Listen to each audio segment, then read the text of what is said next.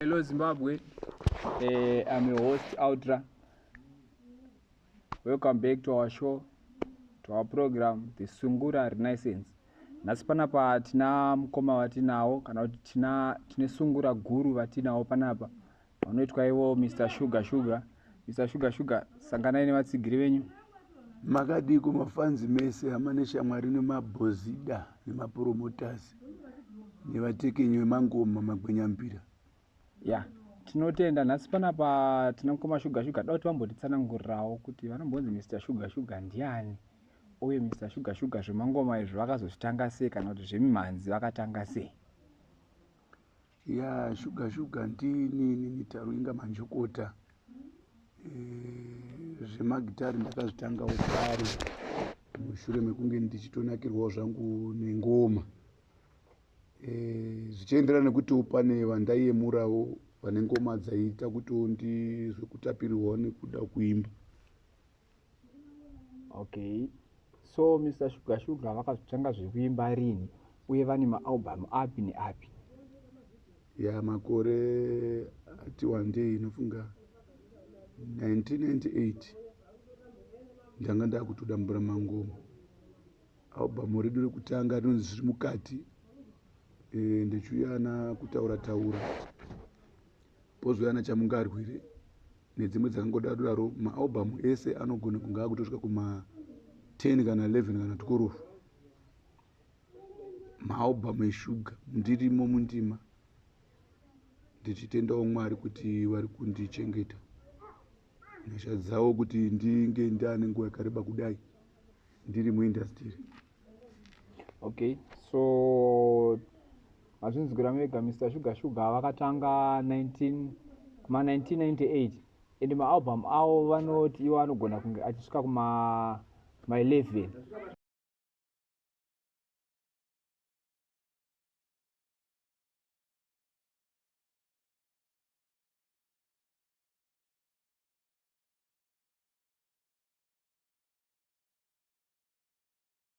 Mr. Sugar, mene ndingatitsanangurire, pane nyaya yatakambonzwa yekuti hanzi vari kuzama kuondomora toni rangu Gweja. Toni rake Gweja rangu Gweja manje. Saka mene mungangotipo kapisi kadiki, tirangoti ka 2 minutes chete muchititsanangurirawo nyaya. Iya, inyaya yekuti inini mushure mekunge ndiri kuSouth Africa kuno kumusha kwedu kwaibuda mashoko ekutouraya basa rangu rekuti Sugar uya angoti zii haachaimbi. Ndo zvakafanana nokuti kwakuri kutondondomurira tonera rangu imwe muri mumendoraramira. Saka ini ndakazoona kuti aiwa chirega ndidzoke nacho chingoma. Saka ndo imwe ngoma yatiri kutouya nayo. Uyezve pane vamwe vanenge vachingotaura zina basa vachiti ko mai vaya vaikubatsira mai zvakawanda zvinotaurika kuna maishtagu promota wangu wakandibatsira nguva yese kusvika ndizozikanwawo. Mai vaya kusvika murufu rwangu handifi ndakavasiya. Vaya tinotogara tichitaura tese ende ndinotowainifoma zvandenge sangana nazvo machallenges angu nditosangana nawo. Ende maalbum ese andinoita handina album yange ndinoita ndisingatovarangariri, ndinotovaimba mai ivavo. Saka mafanzi kune vamwe vanenge vaine kusagutsikana kuti maishtagu wakashandisa Sugar nekuti inyaya dziri kutaurika dzekuti hazvina kunaka kuti munhu akandibatsira ndonzwa achitaurwa zvinhu sirizvo. Aiwa mafanzi, mama ava tiri tese maishtagu, tiri tese chokwadi. Varegererewo mhuri yeZimbabwe havana chavakambotadzira musambo weShuga, ende kutosimuka kwese kwandaita ndo waitosimudzira Sugar mufungi. Saka aiwa zvinhu zvenyu zviri kuuya zvakarongeka, zvibari mutsepete, zviri mutsepete zviro zvacho mufunge. Aiwa, ndofunga masinzwira mega regai vakudzise kuti ndivo Mr.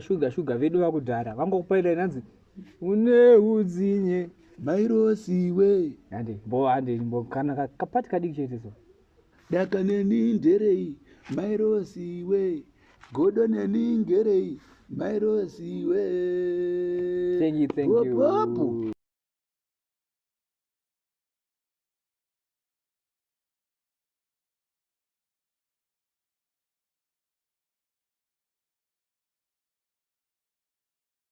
Sugar matanga zvemusic 1998, marekodha maalbum enyu akawanda kusvika nhasi.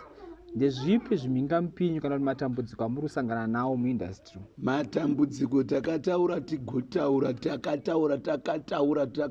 ndikataura ndichiramba ndingotaura but hapana. Matambudziko akatowanda. One, handina motikari inotakura zvinhu, ndakazvitaura ndataura futi. Maporomota anopota achipa vamwe mashow ndakavaudza kuti time muchindionawo hasi kundiona. 2, mainstruments zvekushandisa zvekuridzisa zvinhu zviya zvinoita zvichishakarawo mazano kwane zvimanje manje zvinoita zvichidi. Saka matambudziko hobhu. Okay, so right, toti nhasi Mr. Sugar masangana nemunhu ari kuda kukupai ma-instruments ane maspika anowana mashows, but muchishanda muri under iye munobvuma here? Hazvitorina problemu. Nhai ndingaramba zvakadaro. Haisi nyaya yekuti ina handisi munhu ari grid, but kune vasinganyatsondiziva vanofunga kuti ndiri grid. Mushure mekunge vachifunga pfungwa dzavo dziri padivi, handizivi kuti sei vachindifungira zvisiri izvo. Inini changu ndoda kutongorowa waya chete zvikuzive kuti show iyi yazorongwa kupi, mainstruments acho azotakurwa nei, mainstruments ari mulaini here. Zvinofanira kunge zvizikanwa nevamwe nerimwe department. Kwete ini ndinotoshuvirawo kuona vanhu vakadaro, but hapana. Iyezvo ndoita sendichafamba netsoka kuenda kumashow, kuita sekuti ndichafamba ndakatakura zvimwe zvimaspika zvandinazvo kuenda kumashows. Handina mota, chinhu chiombe. Okay, tatenda Mr. Sugar, chichemo chenyu tachinzwa. Chimboudzai vateereri nhamba dzenyu dzavangakuwanei izvozvi vanzwa chichemo chenyu chemashows nechei. Baudzai nhamba dzenyu dzavanokwanisa kubata kana nhamba dzemanagement yenyu imimi. Nhamba dzangu 078-305-3594 ndedzangu Sugar. Dzamanager 0773-205-403 anonzi Mozi Nyagubu. Batai munhu uye manager wangu ina hangu kutora chokwadi handimushoori.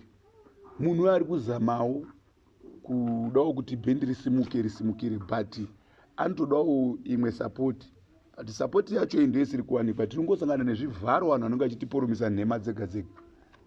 Okay, tinotenda Mr. Sugar. Mr. Sugar vakamboitawo mavhidhiyo here? Avakaita mavhidhiyo avanoti vakaita mavhidhiyo akabudirira? Mavhidhiyo takaita ana Mairosi nepamuromo dzine mavhidhiyo, ana Juliana dzine mavhidhiyo.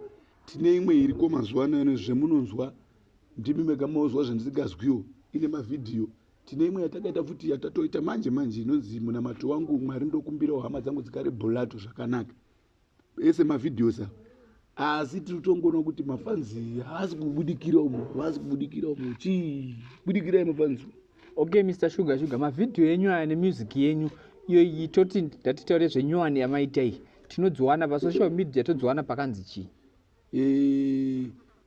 Yakaziyo chiko Sugar taringa manjokota. Mukaenda kuYouTube mukangoti tsvaka munoona mavhidhiyo. Okay. Then pane rimwewo mamwe maplatforms akasiyana vanenge vachindibatsirawo. Mamwe acho ndokanganwa munotsvaga, vanotsvaga mafanzi munotsvaga. Okay, so imi Mr. Sugar munoda kuudzawo vachangopinda muindustry, munoda kuvaudzawo kuti chii? Vapana vachada kupinda music vanopinda vakasununguka, but music haidi bvepfe. Mukapinda muine bvepfe munonyura. Isu takapinda music zvinhu tichitongoona kuti aiwa zvinoda kushinga zvemusic, but hatinambobvira taita bvepfe. But pano mwapfana wandirotoona zvangu kuti vapfana vari kuita bvepfe vachanyura music because mafanzi achavatiza. Okay, tinotenda.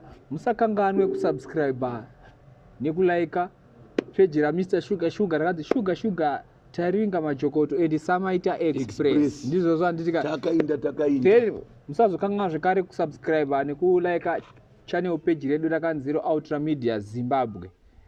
Then mumacomments enyu tinomada futi mucomment section zvamunoda kutaura kuna Mr. Sugar, zvamunoda kuvazivisa kana kuti zvamunoda advice yamurikuda kuti Mr. Sugar vaitase vaite zvamuri kuona kana kuti zviri kukanganiswa naMr. Sugar, feel free, taurai. Vachange vachiona Mr. Sugar ndo pekutaura ipapo, zvozi mukataura ukasangana nemunhu ukamuudza chinhu kana mukombe anogona kubatikana, but mucomment section hapana kubatikana kwaenda sei kwaanoita. So Mr. Sugar mino mungatiudza kuti maprojects amuri kushanda izvozvi ndeapi? ya iye zvinezvi pane zvihombe zviri kuuya zvatakatokugadzirirai imi mafanzi. Chingoti paiwo kanguva kadiki diki bichani, asi kwete kumberi stereki. Pane damba refu rakugadzirirai rine ngoma dzinenge nhanhatu. Kana ndikaona hangu kuti dzinenge dzawandisa ndogona kukupai 5. Dzitoripo ngoma dziri kuuya manje zvakabati hwe zvakarongeka. Ende ndinotenda kuti mafanzi yezvezve wadaira, kuti tiri kuona kwese kwatiri kuita mashows vanyepera kunzi Sugar achaimba, Sugar wakazoparara aiwa mafanzi ari kuuya nowando hwavo kwatiri kuita mashows. Saka isusu zviri kutotipawo pressure chaiyo kuti tinyatse kugadzirirai mutapunanzva wega napitapi yatiri kupakurirai zvinezvi. Aiwa kutendeuka kwaMairosi iripo futi. Mairosi yakazotendeuka futi, iri kuwanikwa futi ipapo. Ndofunga muri kuzvinzwira nekuzoonera vadiwa vateereri, hanzi kutendeuka kwaMairosi. Garai makatenga data, garai makagadzirira, mogara makasubscribe zvekare paSugar Taringa Majokoto and the Samaita Express. Ipapo garai masubscribe. Mr. Sugar vane zvinyowani zvavari kutiporomisa, ende musakanganwe zvekare paUltra Media tichakupai futi maupdates kuti Mr. Sugar vaiva papi. Chokwadi. Saka naizvozvo ndinoti Mr. Sugar ameno mashoko ekuda kutenda avangade kutenda kumhuri yeZimbabwe. Aiwa, inini ndinoda kutendai kutanga pane mimi mainjiniya edu, ndimi munoinjiniya kuti mafanzi ange achigara akatirangarira. Ndinokutendai nemi ruzhinji rweZimbabwe, vateereri vese, vana vadiki, vana gogo, vana mukoma nana tete, nakwasha nana Zaya. Rambai musapota Musambo Sugar. Zvakaoma kudaro ingori demodela yoga. Hapana chekumirira, zvitsva zviri kuuya. Okay, Mr. Sugar, tisati tabva pachirongwa. Paudzei zvekare nhamba dziya vanoda kutaura nemi. Nhamba dziya dzinoti idzo 078-305-3594. Idzi ndedzaSugar. Dzamanager 0773-205-403. Vanoitwa Mosi Nyagupa. Thank you Zimbabwe. Vakatinawo muchirongwa ndi Mr. Sugar. But chandinoda kukuudzai mhuri yeZimbabwe ndechekuti Mr. Sugar vadzoka zvine power. Rambai makatarisa ipo baba. Mr. Sugar vane zvinyowani zvavari kutipa gore risati rapera iro riri. Vakasatipa album gore risati rapera, but tichafanira kupai wanenzwisai paalbum. Ndinotenda ndini wenyu Ultra. Ndinoti kwamuri vanoda kuti tinge muchirongwa pange pane muimbi wavari kuda kana kuti muimbi wavari kutarisira kuti tinge tichitaura naye. Feel free comment section tikudzei kuti munoda kuti nhingi. Kana mukada kuti Sugar vadzoke zvekare tivabvunze mibvunzo yamunenge mativhunza comment section. Tinokwanisa kudzoka zvekare tutaura na Mr. Sugar. Thank you. Tatenda.